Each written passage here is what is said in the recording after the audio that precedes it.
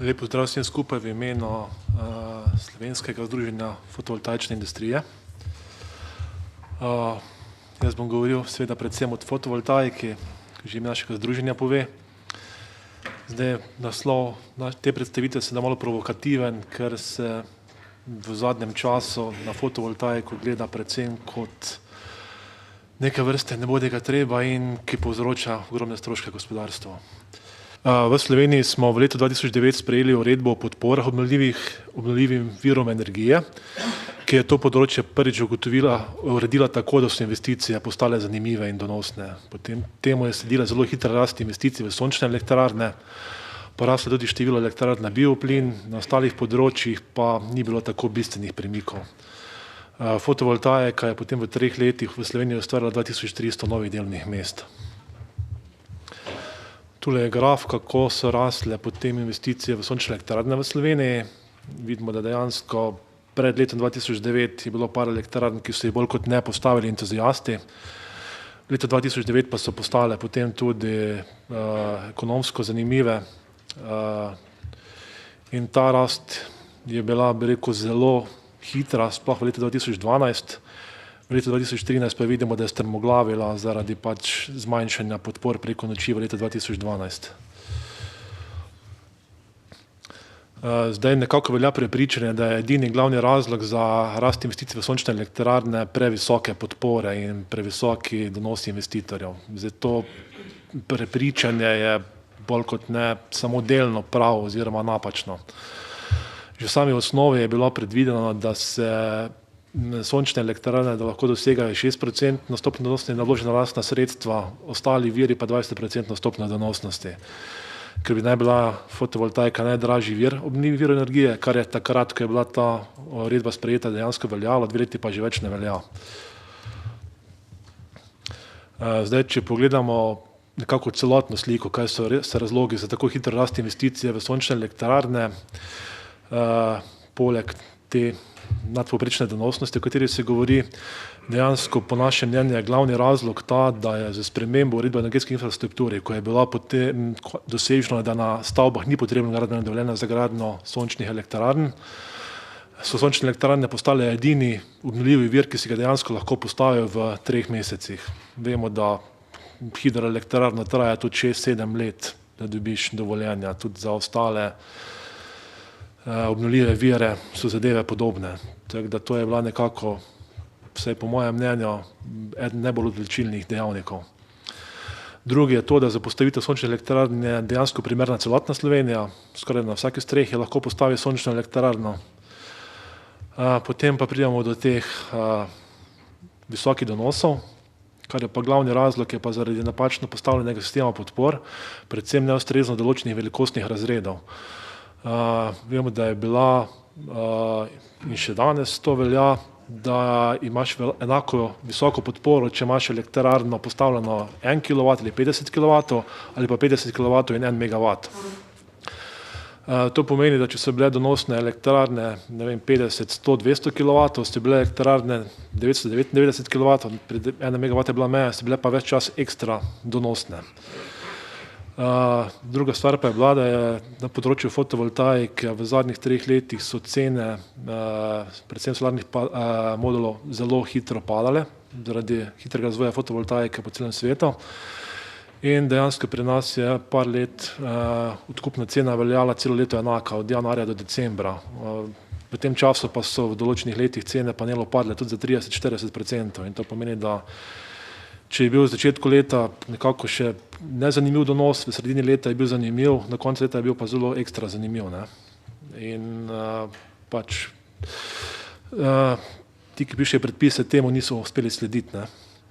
Pa še tudi pomembna stvar, banke so v letu 2011 končno sprejele to investicijo za donosno in so zelo podpirali investicije v sončne elektrarne in je bilo bistveno lažje, če so banke sledile, kar je pomenilo, da so investicije lahko tekle. Potem pa se je konec leta 2012 zgodilo, da se je vlada te hitre rasti ustrašila, sredstva za podpore, zahtevana sredstva podpore so bila čedalje večja, potem pa je zelo panično odreagirala, tako da je preko noči znižala podpore za sončne elektrarne za 25%. S tem so spremenili pogoje za investicije, ki so bili že v teku in jih bilo mogoče več ustaviti. To pomeni, da je bila pač ta uredba sprejeta po našem mnenju in tudi na nezakonit način. Na koncu, ali je to nezakonito ali ne, bo odločilo sodišče, kajti večina investitorjev, ki jih je to prizadelo, je sprožilo tožbo proti državi. Takrat je bilo sredi kar približno 20 megavatov elektrarn, ki so bile s tem oškodovane za približno 1 milijon evrov letno. Zdaj ni sporno nezakonito znižanje, ampak sporni je način, da je bilo to dejansko sprejeto preko noči. Vemo, da se morajo predpisi pri nas na predpisanih mestih objavljati vsaj 2 meseca prej oziroma 1 mesec prej po nujnih postopkih. Ta je bil pa dejansko seznanjena javnost z tem par ur pred začetkom veljavnosti, kar pomeni, da se investitorji več niso mogli odločiti, da ne bodo spremenili. Pogoje so spremenili sredi investicij. Zdaj posledice tega je recimo prihranek 1 milijon evrov letno, ki pa če bo sodišče razsodilo v prid teh, ki tožijo, zdaj ne bo prihranek, ampak mu bodo dani še stroški zamudnih obresti in pravdni stroški. S tem je bilo ustvarjeno nezaupanje v razvoj obnovljivih virov energije v Sloveniji.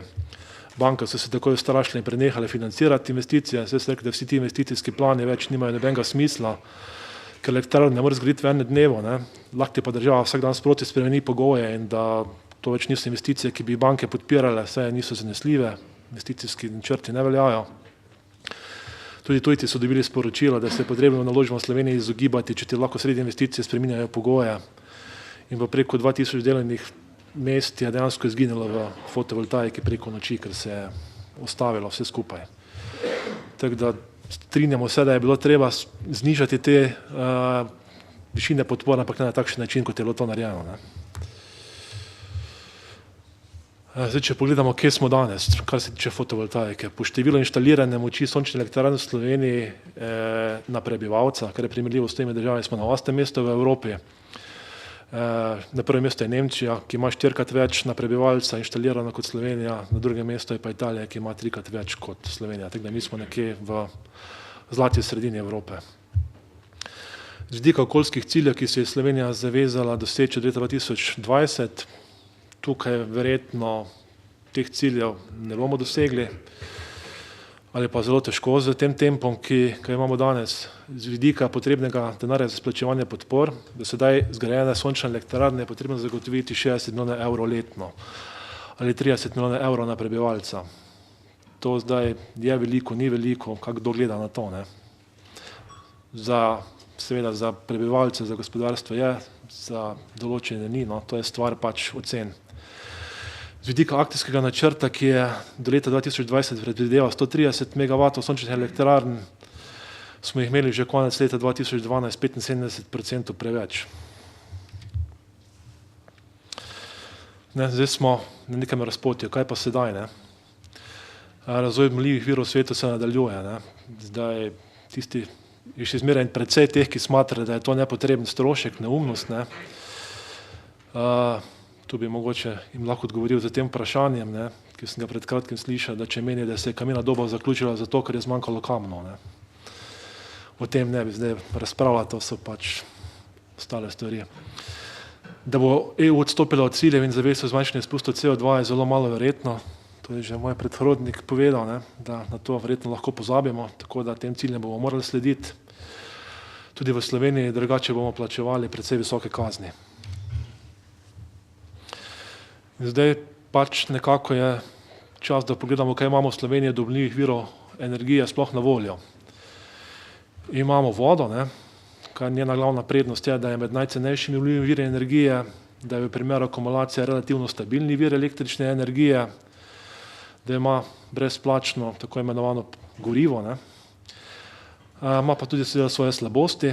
V primeru akumulacije gre zelo za velike posege v prostor. Vodni viri v Sloveniji so omejeni in so že tudi kar precej izkoriščeni.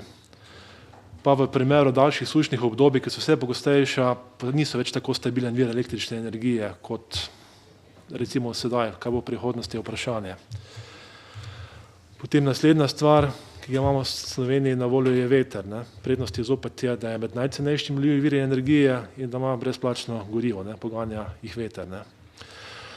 Slabosti je pa to, da gre za zelo velike posege v prostor, kar v Sloveniji dobro občutimo pri poskušanju umeščanja vetrnic v prostor. Slabost je tudi, da Slovenija ni najbolj primerna za postavitev vetrnih elektrarn, dejansko le manjši del Slovenije je primeren za elektrarne, ki so ekonomsko pravičene. Pa da je zelo nestabilen vir električne energije, ki je odvisen od tega, kako piha veter. Kar pomeni, da je pač treba te izpade nekako nadomeščati z drugimi virami. Potem geotermalne energije v Sloveniji. Imamo sicer precej geotermalne energije na določenih območjih Slovenije, ampak dejstvo je, da prave tehnologije za izkoriščenje še sploh ni na voljo. Zopet del Slovenije je primeren za postavitev teh elektrarn, pa spada med dražje obnovljive vire energije.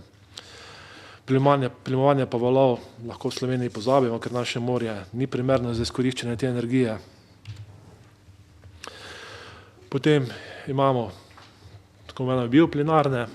Prednost je, da je stavljiv, predvidljiv vir, ker pač imamo gorivo, ki lahko enakomerno poganja te energije, ima pa precej slabosti. Ena je, da potrebujejo gorivo, gorivo pa je potrebno kupovati več čas obratovanja na trgu, cena je odvisna od ponudbe in povpraševanja, kar pomeni, da več, ko bo povpraševanja, več se bo dvigovala se bo cena, to je zakon ponudbe in povpraševanja. Slovenija ima omejeno količino kmetijskih površin, pridelava tega goriva pa je sporna, ker izkorišča površine namenjene pridelavi hrane ali pa celo samo hrano, kar smo že izvedeli v uvodni predstavitvi, da Evropa že razmišlja o omejitvi teh surovin, ki so drugače namenjene hrani za pridobivanje energije. Spada tudi med dražje obnovljive vire energije v Sloveniji. Slej imamo še eno nesrečo, da trenutno zgrajene bioplinarne v Sloveniji imajo zelo velike težave, saj ne dosegajo načrtovane proizvodnje, kar je dejansko tudi naredilo zelo slabo reklamo nadaljnjemu razvoju bioplinarn v Sloveniji. Potem je biomasa, ki ima svoje prednosti. Slovenija je relativno bogata z biomaso, tudi je stabilen predvidljiv vir električne energije, ki ga lahko reguliramo z kurjenjem. Slabost je pa zopet, da potrebuje gorivo, ki je zopet na trgu in več, ko bo povpraševanje, potem višja bo cena. In v tem trenutku je dejansko najdražji obnovljivi vir energije. Potem pa pridemo do sončne energije. Prednosti sončne energije so, da Slovenija je na legu v Evropi dokaj primerna za gradnjo sončnih elektrarn, precej bolj kot Nemčija, ki je pa lider v Evropi in v svetu, kar se tiče sončnih elektrarn, kljub slabšim pogojem od Slovenije. Sonce sije po celotnem ozemlju Slovenije, tako da nismo omejeni na določene lokacije. Gorivo je enako kot pri vetru in pri vodi brezplačno. Vsaj zaenkrat upam, da ne bojo še poštedili kakšnega davka na sonce. Ni nobenih težav pri umeščanju v prostor, to govorim za elektrarne na objektih, drugo so elektrarne na tleh, tam so težave, ampak v Sloveniji imamo na razpolago še ogromno streh, kamor je mogoče umestiti sončne elektrarne. Danes je že dejansko med najcenejšimi obnovljivimi viri energije, čeprav je bilo še pred 3-4 leti najdražji.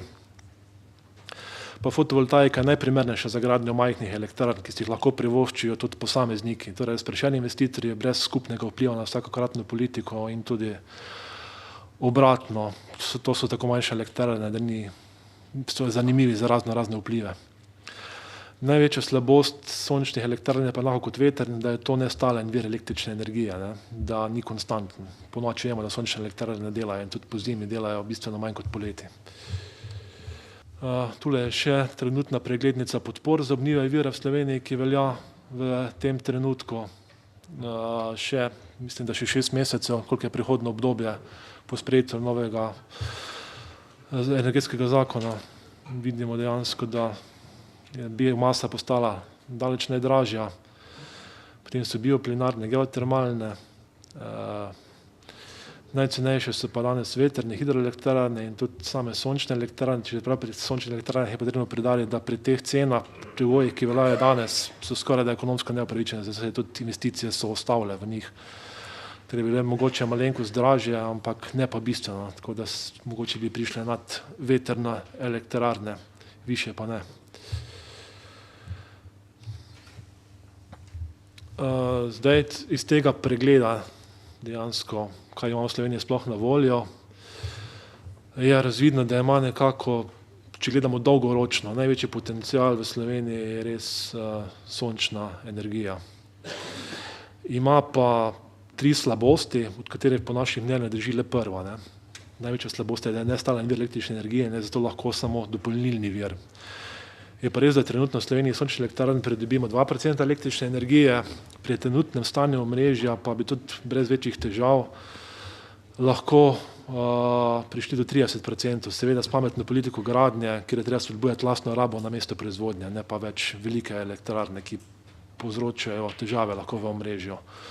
Prej kot slej, če se bi nadaljevalo s to politiko, kot je veljala do sedaj. Ta slabost bo seveda odpravljena takrat, ko bomo znali učinkovito shranjevati električno energijo, kar se lahko verjetno zgodi že v obdobju 30 let, to so pač neke napovedi, no.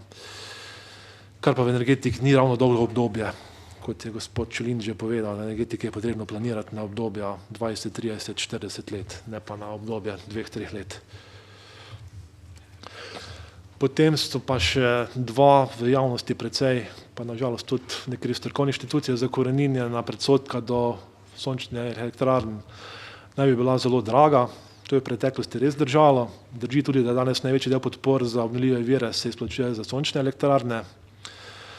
Toda ne vem, če jih ima zdaj smisel zaradi tega kaznovati in tudi prihodnje se odreči najcenejšemu viru obnovljive vire energije v Sloveniji. To namreč že 2 leti več ne drži, da so sončne elektrarne najdražji obnovljivi vir energije. V tem trenutku sta Sloveniji cenejša le še hidro in vetrna energija, pa še to ne več bistveno. Če pa zdaj nov energetski zakon in predvsem ostala zakonodaja ne postavljajo dodatnih ovir za gradnjo sončnih elektrarn in če bodo ti podzakonski akti smiselno napisani, bo precej segmentov sončnih elektrarn takoj postalo najcenejši obnovljivi vir energije. Primerljiv povsem z hidro in vetrno energijo, še celo malo cenejši. Tudi še predsodek, da naj od gradnje sončne elektrarne ne bi imelo slovensko gospodarstvo nič, saj gre tukaj le za podpiranje kitajskih proizvajalcev solarnih panelov, kar je tudi precej razširjen predsodek. Solarni moduli predstavljajo polovico vrednosti investicije sončnih elektrarn, 10% še razmerniki, ki v Sloveniji proizvajalca nijamo, tu se uporabljajo v glavnem v svetu nemški razmerniki. Vse ostalo, to pomeni 40% investicije, pa dejansko lahko naredimo v Sloveniji in se tudi že dela. Tako pomeni, da 40% od investicij sončne elektrarne ostane domačemu gospodarstvu. Imamo pa v Sloveniji tudi domačega proizvajalca solarnih panelov, ki je pa po uvedbi protidampinških ukrepov proti kitajskim proizvajalcem v EU postaja zopet precej bolj konkurenčen, kot je to veljalo v zadnjih letih, ko je bilo zelo težko konkurirati kitajskim proizvajalcem.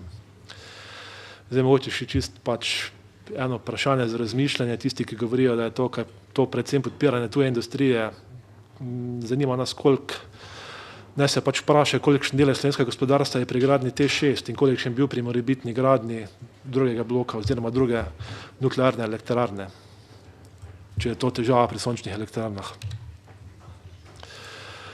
Zdaj, če se mogoče malo dotaknemo novega energetskega zakona, strinjamo se, da je zagotavljanje podpor sredstva vse težje zagotoviti in da je potrebno pospeševati cenejše vire. In to je tudi eno izmed glavnih vodil pri pospeševanju obnovljivih virov v novem energetskem zakonu, ki se že v uvodu sklicuje na načelo stroškovne učinkovitosti.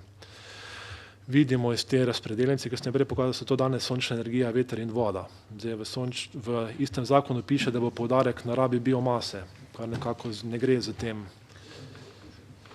Na večjih mestih piše v energetskem zakonu dobesedno, da bo poudarek, kar nekako s tem osnovnim vodilom stroškovne učinkovitosti ne gre skupaj.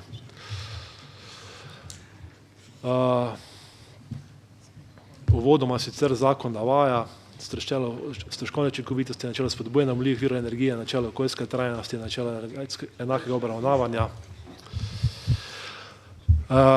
Načela naštevam, ki jih uvodoma navaja energetski zakon. To so stroškovna učinkovitost, spodbujanje obnovljivih virov energije, okoljska trajnost, načelo enakega obravnavanja.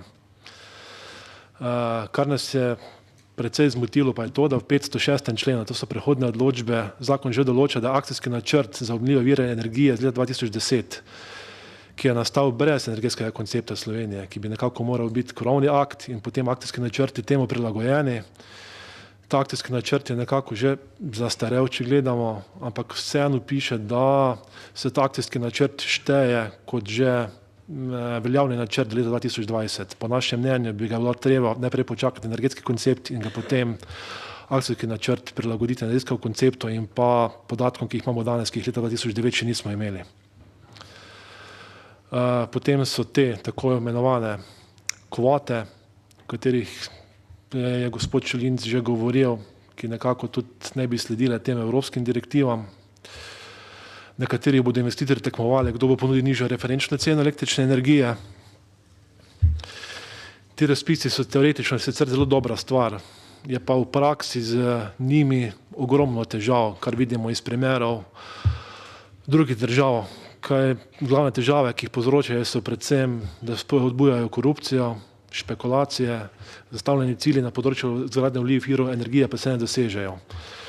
Zdaj, primeri te korupcije in špekulacije so najbolj svež primer je Hrvaška, kjer vidimo, kaj se je zgodilo 1.1.2014 z kvotami za sončne elektrarne, ker je ta razpis doživel revizijo in mislim, da že celo kriminalistično preiskavo, kaj se je tukaj dogajalo okrog tega. Zdaj, tudi če se tej korupciji in špekulativnim rezervacijam kvot nekako uspemo izogniti, kar ta 3-letni rok za izgradnjo k temu ne prispeva in menimo, da bi ga bilo treba dejansko prilagoditi posameznim obnovljivim virom. Zdaj razumemo, da je 3-letni rok za vetrne elektrarne, kjer je še to vprašanje, če je možno zaseči.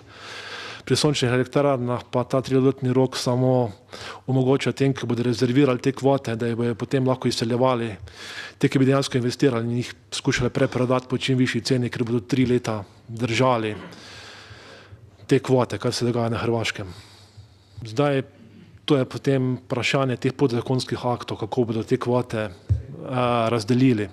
Zdaj, rečeno je že bilo, da te kvote bodo razdeljene po posameznih obnovljivih virov energije, vse drugače bi se protežiral samo en obnovljiv vir, ki bi bil najcenejši. Zdaj, tukaj je veliko vprašanje, kako bodo te kvote razdeljene. Ne? Pravična razdelitev obnovljivih virov je verjetno zelo problematična. Ne? Kako bo to uspeli doseči, ne vem. Tudi če se kvote primerno razdelijo po posameznih obnovljivih virov, je spet potem vprašanje stroškovne učinkovitosti znotraj obnovljivega vira energije. Tudi če se ne bo naredili razni velikostni razredi, pomeni samo potem, da se bodo naredili samo največji projekti, ki so stroškovno učinkoviti od manjših. To pa nekako ni v skladu z dolgoročnim konceptom, da naj bi se sploh pri sončnih elektrarnah, da naj bi se spodbujale manjše sončne elektrarne, kajti razvoj mora temeljiti na manjših, v katerih se je proizvedena električna energija porabi na mesto, kjer je proizvedena. To pa iz več razlogov. Eno je nekako družbena sprejemljivost, vse prispevek plačujemo vsi potrošniki električne energije in če bo ostalo to, da se gradijo samo velike, bodo zopet lahko investirali samo tujci ali pa tisti z dostopom do potrebnega kapitala za največje projekte. Prispevek pa bomo plačevali vsi prebivalci, ne bomo pa imeli možnost vsi recimo graditi sončne elektrarne na svojih objektih. Naslednja težava je pa v tem, da tudi če bodo te kvote razdeljene še po velikostnih razredih, ni za pričakovati, da bo nekdo, ki si želi postaviti na svojem objektu 5 kW sončno elektrarno ali 4 kW sončno elektrarno, šel v pripravljanje projektov, ste prijavljali na razpise, ukvarjali s to administracijo za tistih par evrov, ki bi mogoče si popravili pokojnino za to malo elektrarno, se tega dejansko ne bo šel. Zato je naš predlog, da se investicije v vse obnovljive vire do velikosti 50 kW izvzamejo iz sistema kvot in da se to najdejo in teh razpisov in da se to najdejo druge rešitve. Te najmanjše investicije namreč ne morejo ogroziti stabilnost podporne sheme, kar je verjetno glavni razlog za uvedbo tega sistema. Zdaj, kako naprej, kar se tiče sončnih elektrarn? Potrebno je začeti graditi predvsem na stavbah, kjer se lahko večina električne energije porabi v sami stavbi. Razlog za to je s tem, da se pri tem lahko investitor prihrani pri strošku električne energije po nakupni ceni, kajti če to električno energijo porabljaš zase, seveda prihraniš pri električni energiji nakupno ceno, ki je višja od tiste cene, ki jo dobiš, če bi jo prodajal na trgu. zmanjšaš pa si strošek omrežnine, trošarine in DDV-ja, če gre za fizično osebo. To pomeni, da potem zadonosno postane te sončne elektrarne potrebujemo nižjo podporo, kar je v tem trenutku največja težava zagotovljena sredstva za podporo. Drugi pa je tehnični razlog, z tem se zmanjšuje obremenitve omrežij in izgube pri prenosu. Nadaljnja izgradnja velikih sončnih elektrarn lahko tudi za vetrne, kjer poraba ni namesto proizvodnje, bo prej ali slej začela povzročiti precejšnje težave v omrežju, kar vidimo že na nemškem primeru. Za pokrivanje lastne porabe na stanovanjskih hišah so primerne predvsem manjše sončne elektrarne do moči 5 kW, ki proizvedejo nekje toliko električne energije, kot je povprečno recimo slovenska hiša porabi. Teh elektrarn do zdaj se praktično ni gradilo v Sloveniji zaradi napačno postavljenih velikostnih razredov, ki so imeli te enako podporo kot 50 kW elektrarne, seveda imajo pa bistveno večji strošek investicijo zaradi tega, ker so manjše in niso bile ekonomsko upravičene. So pa te elektrarne najbolj družbeno sprejemljive, saj jih lahko gradi praktično vsakdo zaradi nizke investicijske vrednosti, majhnega potrebnega prostora, ki ga ima vsak lastnik hiše na strehi. In s tem bi nekako tudi lažje upravičili ta prispevek za obnovljive vire, ker bi hkrati na drugi strani tudi vsaki plačuje imel možnost investirati v to majhno sončno elektrarno. Tukaj bi še opozoril na par anomalij v trenutni zakonski ureditvi, ki ne letijo toliko na dejansko Direktorat za energijo in pa ministrstvo, ki pokriva energetiko, ampak predvsem na ostalo zakonodajo. Kaj je trenutno? Če si na svoji hiši postavim 5 kW sončno elektrarno, se moram prijaviti kot fizična oseba normiranec in ponovno plačevati pavšalne prispevke Zavoda za pokojninsko zavarovanje in za zdravstveno zavarovanje. Tudi če sem zaposlen, že drugje jih plačujem. Od aprila naprej bo letni znesek znašal za to 774 €. Od takšne elektrarne pa letni prihodki 650 €, ki jih dobim. To pomeni, da dejansko s takšno elektrarno bi delal totalno izgubo. Ne vem, kakšen smisel ima pol se sploh iti podporo obnovljivih virov. Druga, še večja neumnost je pa dejansko s tem, da na osnovi tega zakona upokojenci od 1.1.2013 niso več upravičeni do pokojnine, če imajo sončno elektrarno. Imamo čisto konkretni primer, ki je gospod 6. februarja letos prejel dopis od ZPIZ-a, da zato, ker ima 4,6 kW sončno elektrarno, ki mu mesečno prinese okrog 160 € prihodka, da ni več upravičen do pokojnine in da celo mora vrniti pokojnino od 1.1.2013 dalje, lansko leto, ki mi je bila izplačana. Zaradi tega, ker on zdaj opravlja dejavnost, je začel ponovno delati in ni upravičen do pokojnine. Res je, da je v prvem predlogu energetskega zakona bilo predvideno, da bi bile te manjše sončne elektrarne izjema za te prispevke in za te zakone o pokojninskem in invalidskem zavarovanju, ampak to je potem v medresorskem usklajevanju izginilo iz zakona in danes dejansko veljajo, bi rekel, takšne anomalije, neumnosti, ne vem, kako naj to imenujem.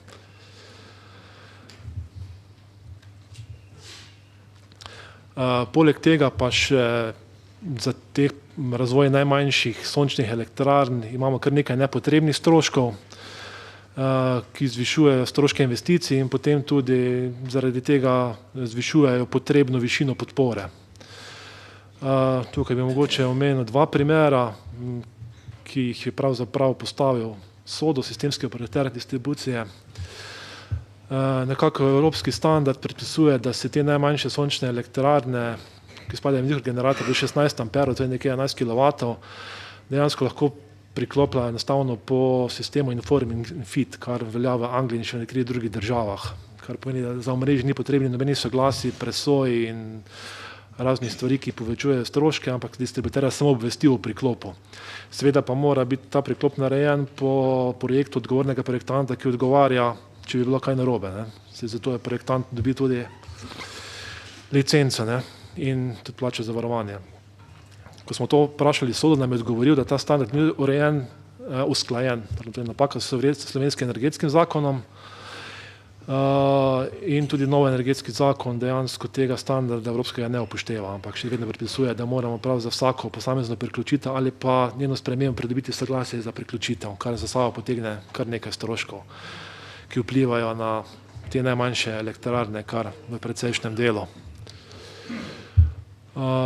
Potem še mogoče ena stvar, ki tudi kar podraži gradnje te najmanjše sončne elektrarne 4 do 5 kW za kakih 5 do 7%, je to, da naš sondo predpisuje, da lahko na eno fazo priklopimo le 3,7 kW, v večini drugih evropskih držav pa je to 4,6%. Zdaj nekako preračunano pri nas na 80% tega, kar je dovoljeno v ostalih evropskih državah. Zdaj temu so se prilagodili proizvajalci razmernikov, ki ponujajo najmočnejše 4,6 kW enosmerne, ki so precej cenejši od trifaznih. Tako da nekje pri 4,5 kW elektrarni je v Sloveniji zaradi tega razmernika, ki pri nas ni dovoljen, v drugih evropskih državah pa enosmerni, investicija 5 do 7% dražja. Pa še potem samo priključitev. Elektrodistribucija zaračunava za vse sončne elektrarne, ne glede ali je njihova moč 1 kW ali 999 kW, iste pavšalne stroške priključitve v višini 250 € plus DDV, kar zopet pri 5 kW elektrarni to podraži za 2,5%. Zato predlagamo, da se tu nekaj naredi, da se ti stroški ali za do 50 kW elektrarne ne zaračunavajo ali pa da se bistveno zmanjšajo, saj ne more prinesti enakega stroška kot 1 MW elektrarne. Če pa recimo ni elektrarna samo za lastno uporabo, ampak to elektriko prodajaš v omrežje, pa poleg tega stroška priključitve plačaš še priključno moč, ki pa znaša tam okrog 800 €. Torej te priključitev sončne elektrarne 5 kW na strehi stane potem okrog 1300 €. Enako pa stane priključitev 1 MW elektrarne, kar je zopet nesmiselno. Zdaj mogoče pri teh najmanjših elektrarnah, recimo 5 kW, ki investicija danes okrog 10 tisoč €, letni prihodki so nekaj 100 €, zaradi tega investitor ne moreš postati zavezanec DDV, kar pomeni, da ti DDV-ja si ne moreš preračunati in ti to tudi investicijo podrži 22%. Zato mogoče tudi predlagamo, da bi se nekako, če se že gremo spodbujanje obnovljivih virov energije, za te najmanjše obnovljive vire energije tudi mogoče določila nižja stopnja DDV-ja. Država bi s tem samo pridobila. V tem trenutku se tako te investicije ne gradijo in 22% krat nič je nič. 2,5% krat nekaj je pa sigurno več kot 22% krat nič.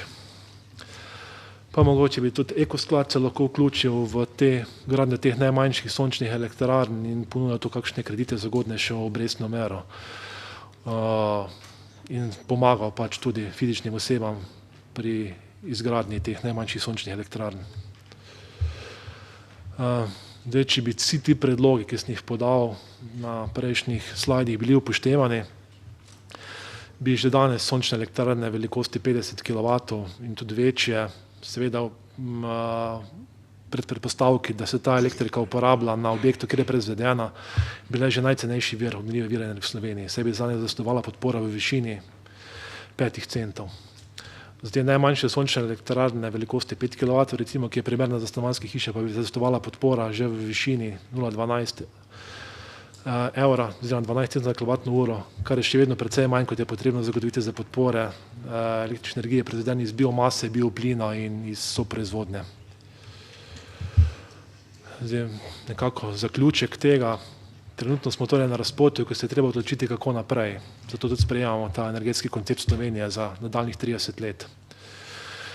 Zdaj, gradnja sončne elektrarne v Sloveniji je trenutno ustavljena zaradi teh prenizkih podpor in vseh drugih ovir, ki sem jih prikazal. Zdaj, če ne bomo takoj spodbudili oziroma odbudili zopet izgradnjo sončnih elektrarn, seveda po neki bolj zmerni stopnji rasti, ne takšni, kot je bila do sedaj, ki je bila škodljiva za podporno shemo, potem tudi za samo kvaliteto izgradnje, ker se je na hitro delalo za vse skupaj. Bomo nekje leta 2018 ugotovili, da smo še zelo daleč od izpolnitve okoljskih zavez, saj z drugimi obnovljivimi viri bomo zelo težko dosegli. Potem je edina možnost, da bomo pač ugotovili, da je edina možnost, da pač zopet začnemo spodbujati hitreje sončne elektrarne, ampak do takrat bodo vsa slovenska podjetja, ki se s tem ukvarjajo, že dejansko mrtva, tiste, ki še niso. In potem bo edina možnost, da bomo te elektrarne gradili tujci, verjetno po precej višjih cenah, kot bi to naredila domača podjetja. Tudi po letu 2020 se gradnja sončnih elektrarn ne bo ustavila, ampak verjetno šele pospeševala. Zdaj, ker precejšnja verjetnost je, da bodo sončne elektrarne takrat konkurenčne že tudi brez podpor. Na eni strani zaradi dviga cen električne energije, pa tudi zaradi še nadaljnjega znižanja vrednosti same investicije v sončne elektrarne. Potem smo pa lahko samo čudili, zakaj nimamo slovenskih podjetij, ki bi se ukvarjala z to zelo perspektivno panogo v prihodnje in se spraševali, zakaj smo zamudili v obdobje 10 let, ko so v drugih državah na tem precej delali in se podjetja z tega področja razvijala, in pa smo 10 let za njimi in dejansko jih več ne moramo dohiteti in biti konkurenčni. Toliko z moje strani in pogled našega združenja na nadaljnji razvoj.